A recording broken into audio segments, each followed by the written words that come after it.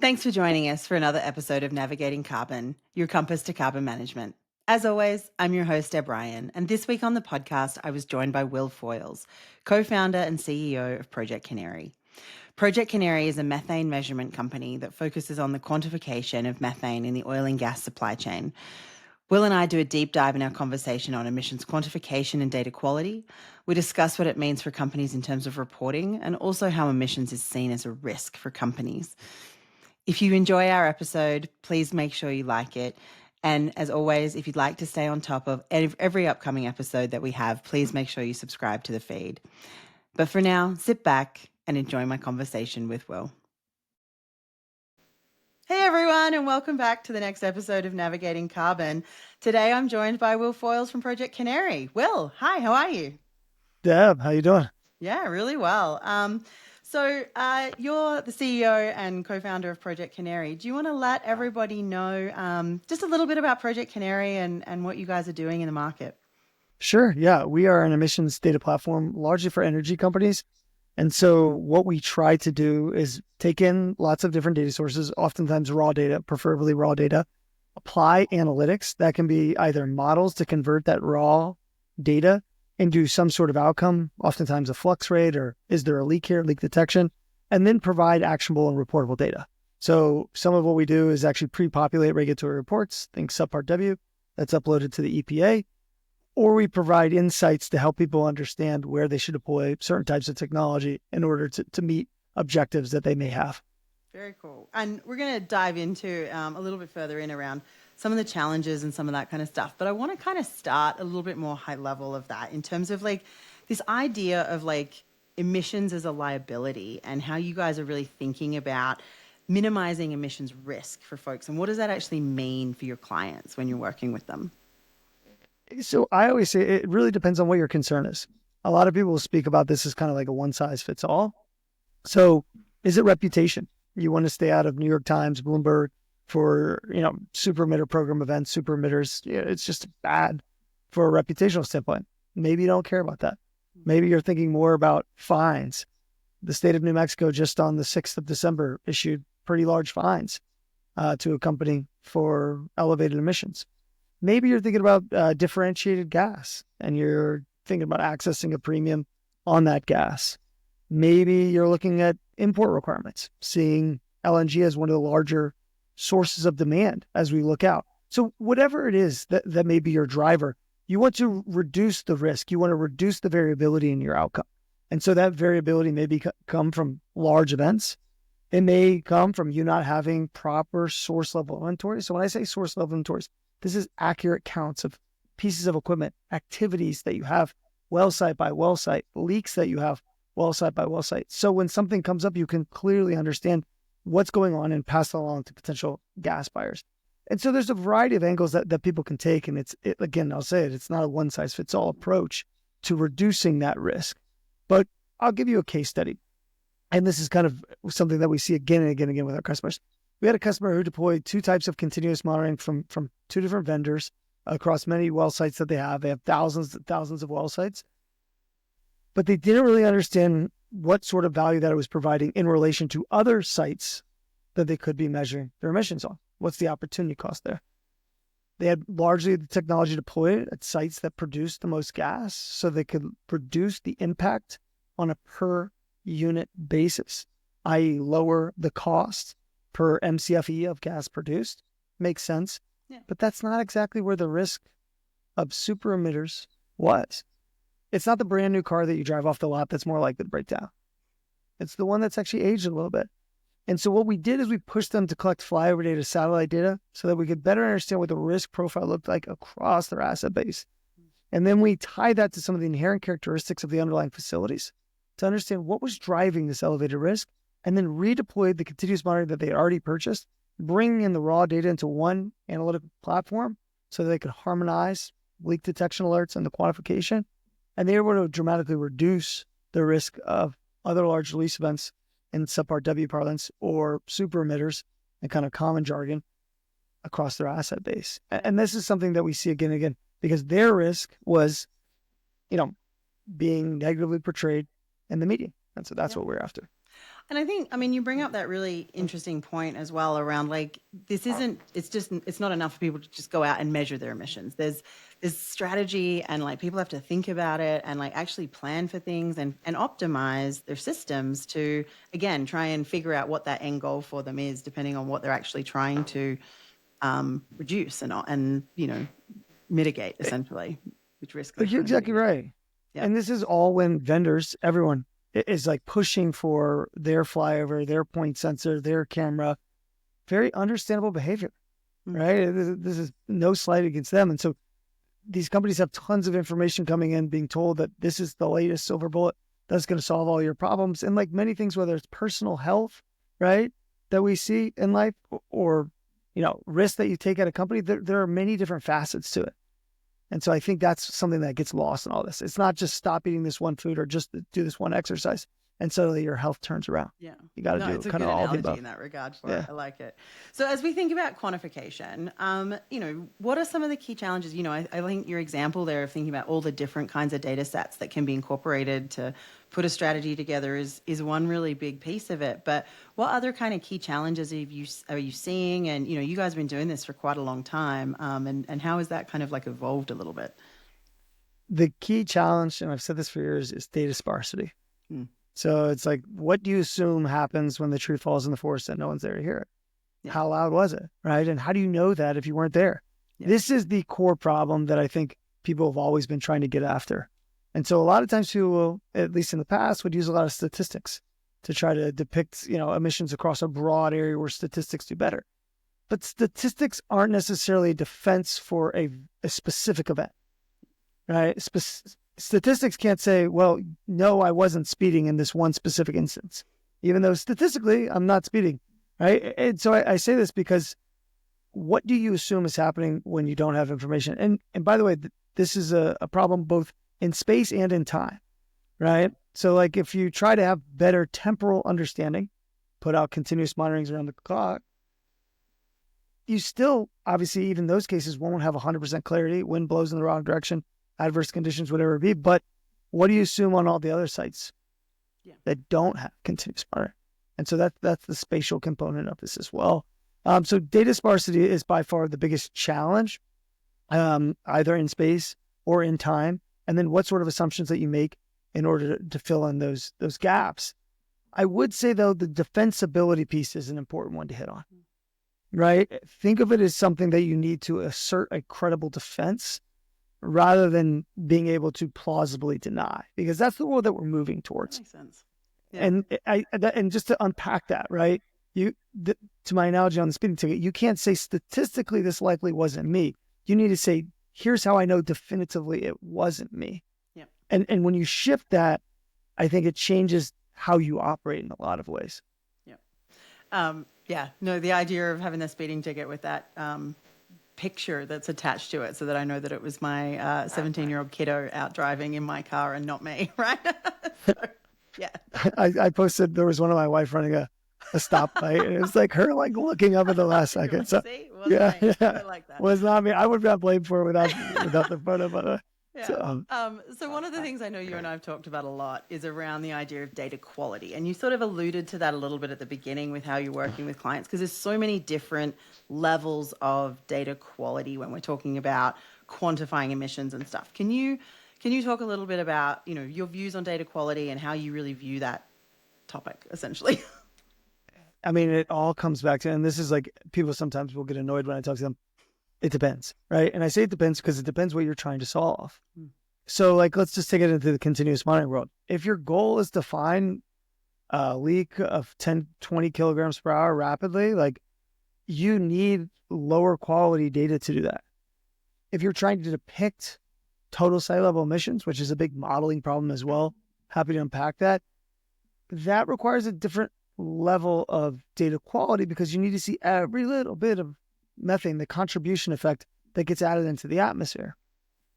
And so those are two different worlds. Where I see the problem that ultimately comes is you see folks trying to use lower quality data, whatever that data may be, source level inventory, it doesn't matter, and making high quality data observations, largely on the back of things that are too good to be true, the latest one being AI, right? It's like, if you don't know the answer to the question, I just say it's the Joker card, just say AI, right? If you can't explain the physics, just say AI. So I say this because I think a lot of people go in with these purity mindsets as it relates to data quality. That is not us. I think there's a tremendous value actually in lower quality data to solve specific problems, early warning of large leaks, because this is all a cost benefit equation. Where we all run into problems is when we try to make bold claims on the back of, shakier data. And by the way, this data quality is a function of what it is that you're trying to do. So like continuous monitoring is not going to be useful if you're trying to understand the emissions profile across thousands of well sites. It's not. Like, there's just so much. What you need is aerial flyover data, satellite data, other forms of measurement. You also see this in the satellite world. There's lots of claims on things that people can do with Tropomi data or Landsat data. These are very core satellites that were never meant to detect specific leaks. And with stated nominal detection thresholds of 4,000 kilograms per hour, and people are talking about doing things sub 100. It doesn't mesh, right? And so I say this because that's where I always instruct our clients to ask more questions. If something's too good to be true, it often is. Yeah. And sticking with that in terms of, we've just talked about a huge amount of different types of data, and you talked about then being able to model out for, whether it's a company's assets or the basin or whatever it is. Can you talk about the growing importance of data management in the emissions space? Because it's not just, and I know it's something you and I've talked about as well, it's not just any one data set. There's different units that we're talking about. It seems like this is increasingly a data management problem for companies. It is on, I think that's an understatement, Deb. I think of this as like the average house with consumer electronics. You buy this TV and never thought about what sort of surround sound you needed. And then you get the Roku or the Apple TV over here, and that doesn't work with, it's just this endless array of things that don't necessarily work well together. And part of the reason is you never step back at the beginning and said, okay, 2 years from now, what am I trying to do here for my home theater or, home appliances or whatever it may be? This is the case. So there's a few different problems.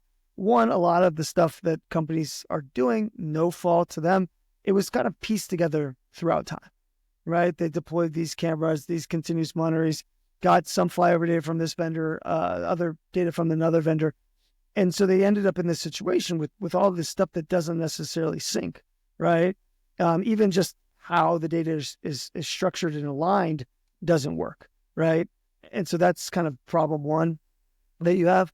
That's before things even start to move around. And that's where it gets more complicated. So I'll give you just one example. A lot of companies keep their source level inventories in Excel. Many companies don't necessarily have granular ones well site by well site, which will be required for 2025 reporting season. Fine. We were working with one of our clients, and they were going to send us over their source level inventory for hundreds and hundreds of sites. And they said they were scared because they all had an Excel file. And if one thing changed, the whole system would break and it would all ref out and kind of Excel parlance. And it's that's a problem, right? If it all comes down to one fat finger in one cell and a year's worth of work goes down the drain, it's time to think of a different system. So I say this because you need to start linking sources to equipment groups to sites. Then by the flyover data or the satellite data, that needs to be linked to individual sites. Sites need to be defined the same way across satellite provider, flyover data, continuous monitoring. Oftentimes that's not the case. They need to have a common name. This is one of the things that we see that breaks stuff a lot. There'll be these long names, with many characters rather than a unique identifier for a well site. And so an extra space will get added by someone and it'll break everything. And so these are just seemingly simple things that people haven't really thought about in this way. And so that's something that we try to push our customers to think about as well. So again, I talked about a lot. One, take a step back. What are you trying to solve as a company? And what sort of tools will you need to get yourself there? Two, how do you structure that data in a way so that as things move around, you add a new vendor, get rid of another vendor, you need to report at a more granular level, or the EPA comes out with a new emission factor, that's done seamlessly and you're not spent trying to untangle some Excel model. Yeah. Well, and I think the thing you said right at the beginning when we started talking about the data management side as well is that it has felt a little bit haphazard because it's been quite reactionary to different regulation, different reporting structures, whatever that is. That, and again, the US EPA is a good example of one that's now being updated, and companies are having to change how they're doing that reporting and things like that. And so, this idea, even if it's not, companies kind of getting ahead of the curve of even if it's not required now, sort of taking a step back to get those systems in place so that if and when it is required, they're not having to scramble and do things ad hoc. You know, it's been interesting, at least with some of the stuff I've done, where we sort of start to see companies starting to think about this in preparation versus more reactionary as well. So it's kind of an interesting evolution to a certain extent. But I, I think you nailed it. And I always go back to those, like, I don't know, you still see them occasionally, the alarm clocks in hotel rooms that were like hardwired to the old Apple like cable, like the old one before Lightning Wire. And I say this because it's like, if you prioritize for the now, you're gonna implement a whole system that's quickly gonna be outdated. It costs it so much more over the long run versus trying to get something that's adaptable and flexible. And so this is something that's kind of this recurring theme that I think haunts many companies because they say, well, why would I want to spend more than I have to? Well, because in the end, you're going to spend far, far, far more than if you did a little bit of planning ahead and say, how do I make this system that I'm going to set up, whatever it is, internal system, linking data, whatever it is, not obsolete in 2 to 3 years. yeah. No, I think it's, and as we sort of switch, I want to talk about the reporting thing because the EPA is one example where we've seen a shift in the emissions factors that companies are going to have to use to report their data that we're still sort of all waiting for. But like, how are you guys staying on top of, and how are you seeing clients managing the different state requirements, federal requirements? We're starting to even start to see some international requirements. Like, how are you guys staying on top of it and really trying to help your clients in that space as well? So first part of your question, what are we seeing? We're seeing more and more customers deploy a lot of consultants just to try to figure it out. And oftentimes those consultants have their own agendas. I mean, they're human beings trying to earn a living oftentimes for their family, not fault anyone. And so I say that because they're getting conflicting information from some of these consultants. So that's one. They try to solve it with brute force labor, which can be positive in some effects, and forestall, kick down the road this idea of building kind of an overall system, right? It buys you time just to brute force it with labor. How we're trying to help our customers is getting all their information in and structuring it in a way that's adaptable to the future, that allows them to swap in and out different measurement technology, this vendor for that vendor, whether it's continuous monitoring, flyovers, cameras, whatever it is, it doesn't really matter. We're indifferent to that. And so in doing that, it allows them to constantly refine their strategy over time as those rules change. When they track the data this way as well, it also allows them to start making specific refinements rather than generalizable refinements. Oh, that's cool. What do I mean by that? Rather than trying to make an update to every single emission factor for, let's say, a pneumatic device, they can break them into 3 different buckets, right? And depending on where they're deployed. Is it an emergency shut-on on the wellhead? Well, that's very rarely going to get triggered versus if it's a high frequency operating pneumatic. And so we've started to see some of them drift in that direction where they're coming up largely via OGP 2.0, but also some of the mechanisms embedded in the new subpart W rules to drive some of these more specific emission factors where they go out and collect data. So make sure your data is structured in a way, the hierarchy is thought through ahead of time so that you can do that. If you don't have that information and you're just tracking counts of pneumatics at a well site, you can't go back and say, well, I'm going to treat the ones at the wellheads differently from the ones on the gas processing units. It's just tough. Yeah. No, that makes sense. And again, it goes back to that thinking through like a carbon management or an emissions management strategy from the get-go in terms of how you're setting that system up. And then it doesn't matter what reporting comes down, you'll be ready for it. So, yeah.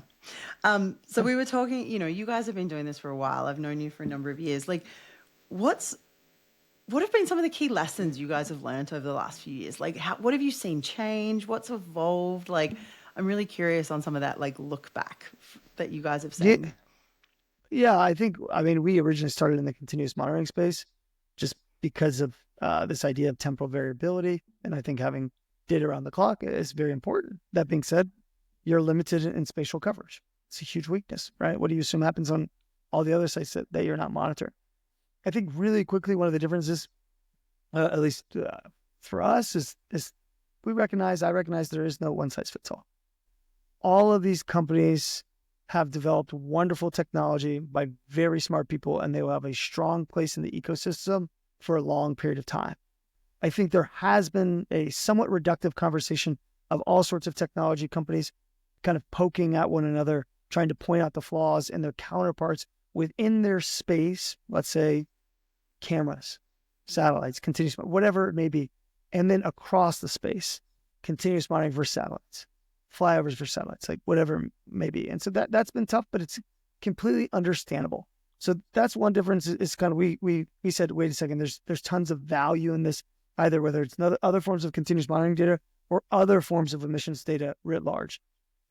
And I say that because it's this temporal versus spatial trade-off that I recognize pretty quickly in this environment. And then I would say, like, as it relates to innovation, whether it's some of these quantification models, innovation isn't done on 2-week sprint cycles. And I think this is something that I pushed back on and resisted for a long time. It's really tough to manage because if you don't set deadlines, especially, smart science folks will take forever to do anything. At the same time, if you set too onerous deadlines, it's going to be these incremental changes where people will never really want to take a step back and say, do we want to throw away this entire version of this quantification model that we were doing? And from version 2 to version 3, that's ultimately what we started to do. And I think for a lot of people, it was like, oh my God, why would we write off all that work? But it was a completely different approach with lots of novel components that, again, allowed for more flexibility in the future to swap out different forward dispersion models or different inverse solvers. These are some of the components that change that raw data into quantified outcomes. And that flexibility has been super important for what we do. So those are just some of it. But again, you have to be able to reflect and say, like, based on this new information, what were we previously doing that we should no longer do or do more of? And I think a lot of people, especially in the science world, stake a lot on what it is that they said last year. And so it makes changing more difficult. And again, these are brilliant people who've developed brilliant solutions across the space. And I get it. Like, if this is something that you specialized in for 10 years, it's hard to say that this may not be the best at something. But the truth is, everything is the best at something. Yeah. Through that innovation and that adaptability and flexibility, we continue to get better, right? Sometimes you have to take a step back to take a step forward. So I like that. So thinking about step forward, like, what do you see coming down the pipeline for both Project Canary, but also within the industry and within the space around emissions quantification?